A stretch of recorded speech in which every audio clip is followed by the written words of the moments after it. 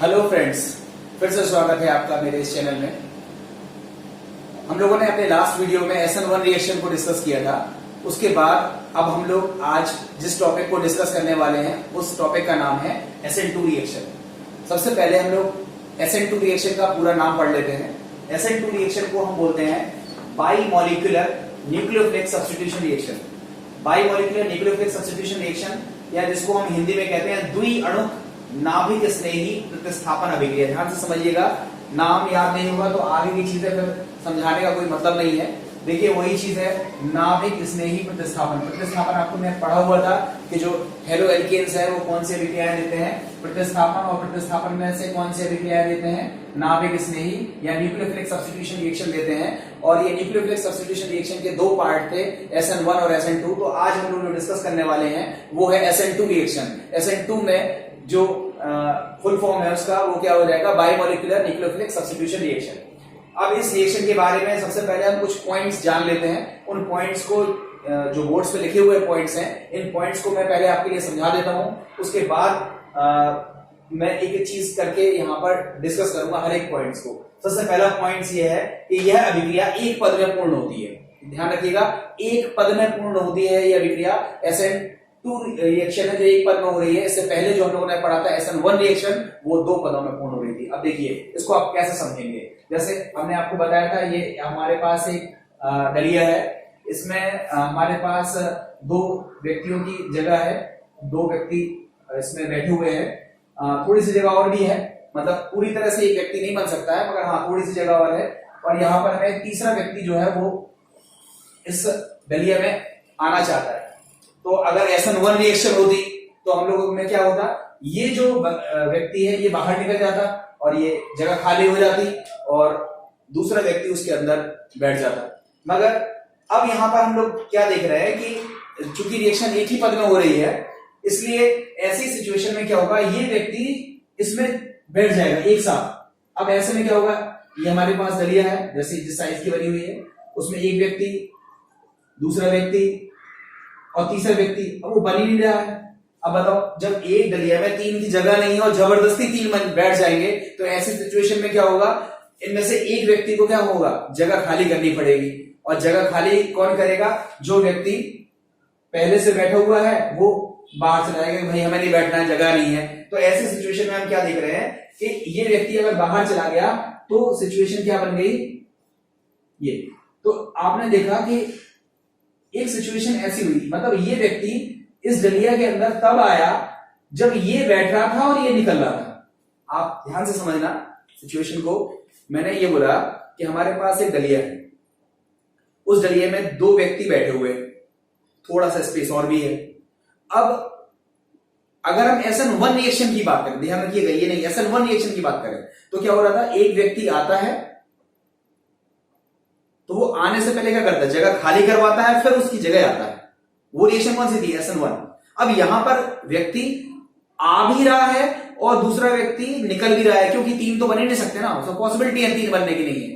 तो ऐसे सिचुएशन में क्या होगा, एक व्यक्ति आएगा एंड द सेम टाइम दूसरा व्यक्ति जो उस दलिया के अंदर है वो क्या होगा, बाहर जाएगा। मतलब एक ही सिचुएशन, मतलब एक ही कंडीशन में वो ऐसी इस तरह की स्थिति बनेगी कि एक व्यक्ति अपनी जगह लेगा और उसी समय एट द सेम टाइम दूसरा व्यक्ति अपनी जगह को छोड़ देगा। इस तरह से हम बोलते हैं कि जो SN2 रिएक्शन है वो सिंगल स्टेप रिएक्शन होती है, एक पद वाली अभिक्रिया होती है। ये हमारी फर्स्ट पॉइंट।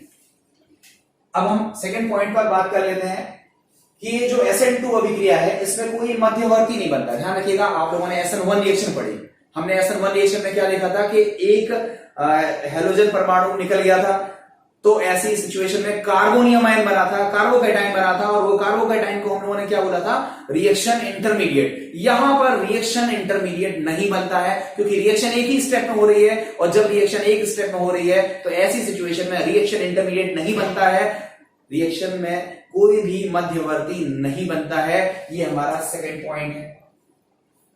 अब यहां पर एक चीज लिखी हुई है कि इस अभिक्रिया में संक्रमण अवस्था बनती है, और उसमें भी पेंटावेलेंट पंच संयोजी संक्रमण अवस्था बनती है। आप फिलहाल इस पॉइंट को याद रखिए, याद कर लीजिए। मैं आपको ठीक आगे इसी लेक्चर में आगे इस चीज को क्लियर कर देता हूं। फिलहाल आप याद करिए कि SN2 रिएक्शन में पेंटावेलेंट ट्रांजिशन स्टेट बनती है, या कहें तो पंच संयोजी संक्रमण अवस्था का निर्माण SN2 रिएक्शन में होता है। ये पंच संयोजी संक्रमण अवस्था या पेंटावेलेंट ट्रांजिशन स्टेट क्या है वो हम लोग इसी लेक्चर में आगे सीख रहे हैं।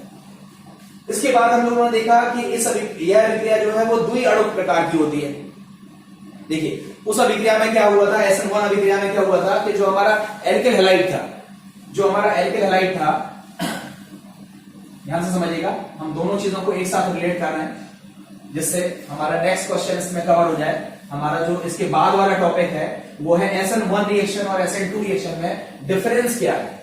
जो मेजर हमें बात करनी है वो डिफरेंस पे बात करनी है, और उस चीज को हम लोग लेते हुए चल रहे हैं। हम लोगों ने क्या देखा था कि जो RX है, जो एल्किल हैलाइड है, ये न्यूक्लियोफाइल से रिएक्शन करता है एंड द सेम सिचुएशन में क्या रिजल्ट आता है, X हट जाता है और Nu बन जाता है। ये रिएक्शन है। अब अगर हम बात करें कि अगर ये रिएक्शन SN1 के पाथ से हो रही है जो हम पढ़ चुके हैं, तो ऐसी सिचुएशन में क्या था, इसमें दो स्टेप थे, स्टेप 1 था और स्टेप 2 था।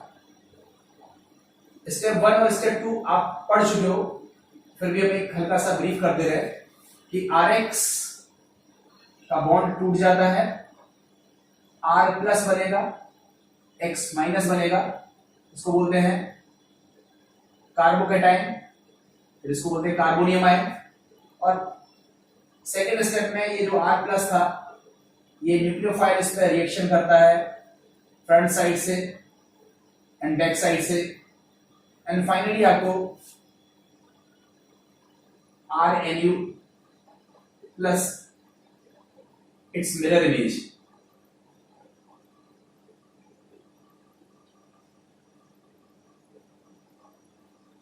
बनती। ये किसमें था, SN1 में था, यानी कि क्या SN1 में था। अब अगर यहां SN2 की बात करें, सॉरी पहले इसमें एक चीज बता दें, SN1 रिएक्शन में क्या था, ये थी स्लो रिएक्शन और ये थी फास्ट रिएक्शन। तो ऐसी सिचुएशन में जो हमारा रेट ऑफ रिएक्शन आया था, अभिक्रिया की जो दर आई थी, अभिक्रिया की जो दर आई थी वो समानुपाती किसके थे, एल्किल हैलाइड की सांद्रता के समानुपाती थी, मगर नाभिक स्नेही की सांद्रता के समानुपाती नहीं थी। या कहें तो जो अभिक्रिया की जो दर है वो नाभिक स्नेही या न्यूक्लियोफाइल्स की कंसंट्रेशन पर डिपेंड नहीं कर रही थी। मतलब केवल एक ही अणु था, केवल एक ही मॉलिक्यूल था जो अभिक्रिया की दर को प्रभावित कर रहा था। इसलिए SN1 वाली जो रिएक्शन थी वो थी एक अणु नाभिक स्नेही प्रतिस्थापन अभिक्रिया, यूनिमोलिकुलर न्यूक्लियोफिलिक सब्स्टिट्यूशन रिएक्शन। एक अणु था उसमें जो अभिक्रिया के वेग को प्रभावित कर रहा था, इसलिए उसको बोलते हैं यूनिमोलिकुलर।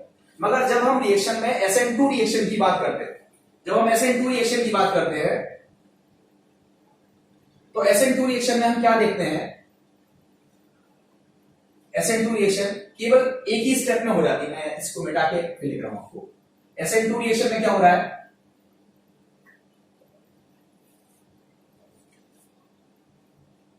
ये सिंगल स्टेप रिएक्शन है। मतलब RX जो है उस पर जब न्यूक्लियोफाइल अटैक करेगा, तो ध्यान से समझिएगा, ये न्यूक्लियोफाइल फ्रंट से अटैक न करके कहां से अटैक करेगा, बैक साइड से,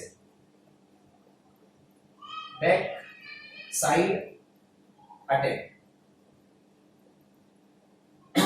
अब बताइए फ्रंट साइड से अटैक क्यों नहीं करेगा, क्योंकि फ्रंट साइड पे ऑलरेडी ग्रुप लगा हुआ है, उसका नाम क्या है, हेलो ग्रुप है, इसलिए फ्रंट साइड अटैक होगा नहीं, केवल बैक साइड। क्योंकि उसमें तो दोनों साइड से हुआ था, उसमें दोनों साइड से इसलिए हुआ था क्योंकि ये जो हेलो ग्रुप है वो निकल गया था और उसमें कार्बोकैटायन बन गया था, और कार्बोकैटायन प्लेनर था, मतलब फ्रंट साइड और बैक साइड दोनों साइड अटैक पॉसिबल था, इसलिए वहां दोनों साइड अटैक हुआ था। मगर यहाँ पर तो हेलो ग्रुप प्रेजेंट है, रिएक्शन एक स्टेप में पूरी हो रही है, इसलिए ये जो न्यूक्लियोफाइल है ये बैक साइड अटैक कर रहा है। और जब बैक साइड अटैक करेगा तो कुछ इस तरह की सिचुएशन बनेगी। मैं इस R की जगह आपको समझाने के लिए CH3 ले लेता हूं। अब बताइए, ये कार्बन है, इसके पास 3 हाइड्रोजन ऑलरेडी प्रेजेंट है, और X ये निकलने वाला ग्रुप है और Nu ये जुड़ने वाला ग्रुप है। ये इस तरह की सिचुएशन बन जाएगी। अब आप इस सिचुएशन को देखिए, इस कार्बन के पास 1 2 3 बॉन्ड तो क्लियर है, ये बॉन्ड जो बनने वाला बॉन्ड है और ये बॉन्ड टूटने वाला बॉन्ड है। इस तरह से महसूस होता है जैसे कार्बन के पास 5 बॉन्ड बन गए। देखो कार्बन 4 ही बॉन्ड बनाता है, 5 नहीं बनाता है, मगर एक तरह से इस तरह की सिचुएशन आती है कि इस वाले स्ट्रक्चर में कार्बन के 5 बॉन्ड्स हैं, और जब कार्बन के 5 बॉन्ड्स होते हैं तो इसको हम क्या बोलते हैं, pentavalent transition state, pentavalent transition state ये बनती है। और ट्रांजिशन स्टेट फाइनली किसमें कन्वर्ट हो जाती है, इसमें से X ग्रुप निकल जाएगा, हेलो ग्रुप निकल जाएगा, एंड फाइनली NU ग्रुप आपका कनेक्ट हो जाएगा CH3 से, और इस तरह की सिचुएशन हमारी बन जाएगी। ये हमारा प्रोडक्ट बन जाएगा, और ये प्रोडक्ट एक ही स्टेप में बना हुआ है। बेसिकली ये जो चीज है ये हमें मिलती नहीं है, दिखती नहीं है, ये बीच में थोड़ी देर के लिए बनती है, तो ये पूरा एक ही स्टेप काउंट होता है, इसको पूरा हम एक ही पद बोलते हैं। ये दिख जरूर रहे कि 2 एरो है, बट ये समझाने के लिए है, ये बीच की एक अवस्था है, ट्रांजिशन स्टेट संक्रमण अवस्था है, और संक्रमण अवस्था का निर्माण होता है, इसमें कोई भी रिएक्शन इंटरमीडिएट नहीं बनता है। थोड़ी देर के लिए सोचिए, जैसे सपोज दैट मैं खड़ा हुआ हूं, मैं चाहता हूं कि इस बिस्तर पर लेट जाऊं, तो आप बताओ मैं लेटूंगा तो ऐसी सिचुएशन में क्या होगा, मैं सीधा उठा के नीचे गिर जाऊंगा? तो ऐसा तो नहीं पॉसिबल है कि मैं सीधा खड़ा और गिर गया तो सीधा बिस्तर पे गिर गया। तो मेरे खड़े होने के बाद और मेरे बिस्तर पे गिरने तक के बीच में जो भी सिचुएशन आएगी, पहले मैं इस तरह का इंक्लाइन होगा, फिर और इंक्लाइन होगा, और इंक्लाइन होगा, तो ये जो इंक्लिनेशन की जो स्टेज आएंगी इनको हम क्या बोलेंगे, संक्रमण अवस्था। और इन संक्रमण अवस्था को हम रोक नहीं पाएंगे, ये तो बनेगी। तो ऐसी सिचुएशन में हम क्या देखते हैं कि जो SN2 रिएक्शन है ये सिंगल स्टेप में कन्वर्ट होती है, सिंगल स्टेप में बनती है, इसमें कोई भी रिएक्शन इंटरमीडिएट नहीं बनता है। इसमें कौन सी चीज बनती है, संक्रमण अवस्था का निर्माण होता है। और इस अभिक्रिया में हम अगर देखें कि जो रेट ऑफ रिएक्शन है, अभिक्रिया की जो दर है, रेट ऑफ रिएक्शन है, इट डिपेंड्स या ये जो समानुपाती होती है वो एल्किल हैलाइड की सांद्रता पर भी निर्भर करती है, और नाभिक स्नेही न्यूक्लियोफाइल की सांद्रता पर भी निर्भर करती है। मतलब दोनों अणुओं की सांद्रता पर अभिक्रिया की जो दर है वो निर्भर करती है। इसलिए ये जो अभिक्रिया है वो कैसी अभिक्रिया है, द्विअणुक अभिक्रिया है, बाइमोलिकुलर रिएक्शन है। साथ ही साथ इसमें जो रेट ऑफ रिएक्शन है ये एल्किल हैलाइडों की प्रथम घात के समानुपाती है, फर्स्ट ऑर्डर, और ये न्यूक्लियोफाइल की भी फर्स्ट पावर के प्रोपोर्शनल होती है। और ओवरऑल 1+1 को हम लिखेंगे 2। तो अगर हम कहें कि इसमें ऑर्डर ऑफ रिएक्शन या जिसको बोले अभिक्रिया की जो कोटि है वो कितनी होती है, 2 होती है।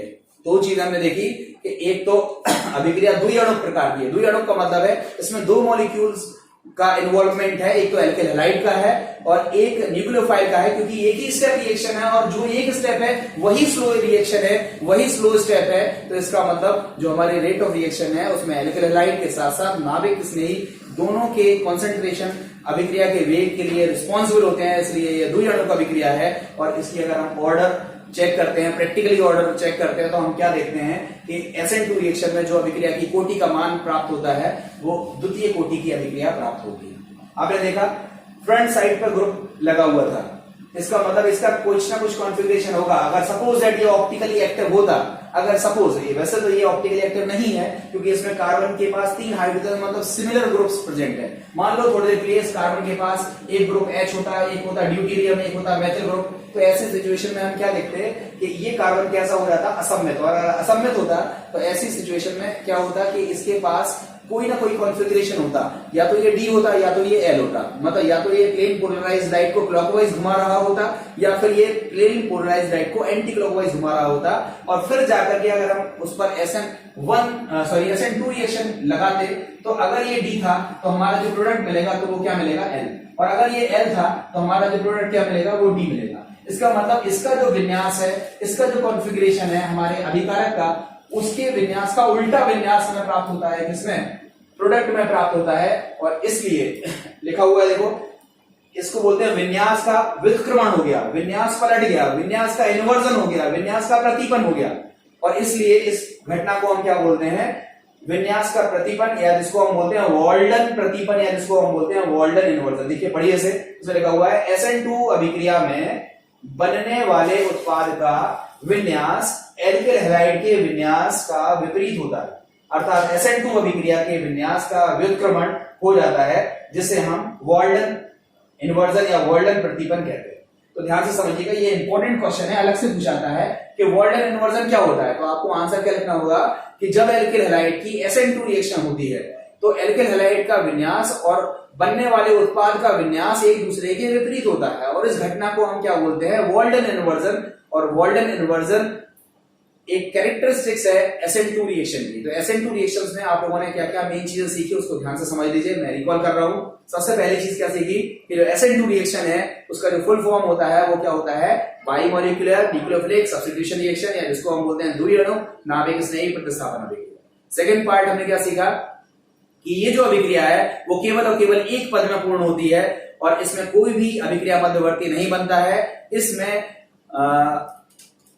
संक्रमण अवस्था का निर्माण होता है, ट्रांजिशन स्टेट बनती है। बनने वाले जो उत्पाद, इसमें पंच संयोजी संक्रमण अवस्था का निर्माण होता है। इसमें जो बनने वाले उत्पाद का जो विन्यास है वो अभिकारक के विन्यास का विपरीत होता है, और इस प्रकार के विन्यास में जो व्युत्क्रमण होता है, विपरीत पलट जाना, इसको हम क्या बोलते हैं, वॉल्डन इन्वर्जन कहते हैं। और इस अभिक्रिया के साथ हम लोगों ने देखा कि इसमें द्विअणु प्रकार की अभिक्रिया है, और इस अभिक्रिया की जो कोटि है उसका मान कितना होता है, 2 होता है। तो इस तरह से SN2 रिएक्शन के हमारे जो बेसिक्स थे वो क्लियर हो गए हैं। अब इसमें एक चीज खास बात और बताने की रह गई है कि SN2 अभिक्रिया सबसे ज्यादा कौन देता है, 1 डिग्री, उसके बाद 2 डिग्री और उसके बाद 3 डिग्री। मतलब ऐसे एल्किल हैलाइड जो 1 डिग्री है वो प्रमुखता से कौन सी रिएक्शन देंगे, SN2। और ऐसे एल्किल हैलाइड जो 3 डिग्री है वो कौन से देते थे, SN1 रिएक्शन। मतलब SN1 का उल्टा ट्रेंड यहां पर SN2 में चलेगा। बात क्यों SN2 अभिक्रिया 1 डिग्री क्यों देते हैं, तो आप ऐसे समझिए कि अगर यहां पर सपोज CH3 और CH3 ग्रुप आ गया होता, तो ऐसी सिचुएशन में ये बल्की ग्रुप है, बल्कि मतलब बड़े ग्रुप हैं, और बल्कि ग्रुप होने की वजह से ये संक्रमण अवस्था नहीं बनती, और संक्रमण अवस्था नहीं बनती इसका मतलब ये है कि ये अभिक्रिया में अगर ये एल्किल हैलाइड तृतीयक होता तो तृतीयक होने की वजह से संक्रमण अवस्था अस्थायी होती है, संक्रमण अवस्था नहीं बनती। इसलिए जो तृतीयक वाले हैं वो SN2 रिएक्शन प्रदर्शित नहीं करते हैं। वो कौन सी रिएक्शन प्रदर्शित करते हैं, SN1 रिएक्शन। और 1 डिग्री वाले कौन प्रदर्शित करते हैं, जो 1 डिग्री एल्किल हैलाइड होते हैं वो SN2 रिएक्शन को प्रदर्शित करते हैं। तो इस तरह से हम लोगों ने SN1 और SN2 हम लोगों ने पढ़ लिया। तो अब हम नेक्स्ट वीडियो में हम लोग SN1 और SN2 में डिफरेंस क्या है उसको जब हम स्टडी करेंगे तो हम लोगों को और भी जो डाउट्स है वो क्लियर हो जाएंगे। आई होप कि आप लोगों को ये चीज समझ में आ गई होगी। देखिए, मैं आप लोगों को एक बात इन्फॉर्म करना चाहता हूं कि मेरे वीडियोस के जो वीडियो शुरुआत से मैं वीडियो नंबर 1 से और अब तक जितने भी वीडियो डाले हैं, अगर आप उन वीडियोस को क्रम से देखेंगे तो मुझे पूरा विश्वास है कि आप उन वीडियोस को बहुत अच्छी तरह से टॉपिक को समझ पाएंगे, और हर टॉपिक आपको एक एक चीज से क्लियर हो जाएगा। साथ ही साथ मेरे शुरुआती वीडियोस में मैं लिंक दे के रखा हुआ हूं। हर वीडियोस की एक एक्सरसाइज उस लिंक में दी हुई है, और उसी के ठीक नीचे एक और लिंक दी हुई है जिसमें उसका सोल्यूशन है। तो पहले आप क्वेश्चंस की लिंक को क्लिक करके उन क्वेश्चंस को अपनी कॉपी पर बैठ करके सॉल्व किया करिए। उन सॉल्व करने के बाद दूसरी लिंक पर क्लिक करके उन सॉल्यूशंस को मैच करिए। हर वीडियोस को आप प्रॉपर तरीके से देखिए, कॉपी पेन लेकर के बैठिए। निश्चित रूप से आपको केमिस्ट्री बहुत अच्छी तरह से समझ में आएगी, और कोई भी डाउट्स आपके केमिस्ट्री में नहीं रह जाएंगे।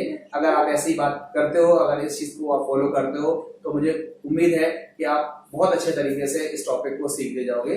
आई थिंक ये टॉपिक आपको समझ में आया होगा। Thank you very much. अगर इस टॉपिक से आप संतुष्ट हैं तो कृपया इन टॉपिक्स को उन जरूरतमंदों तक पहुंचाइए, जिससे सभी लोग इस चीज को बेहतर तरीके से समझें।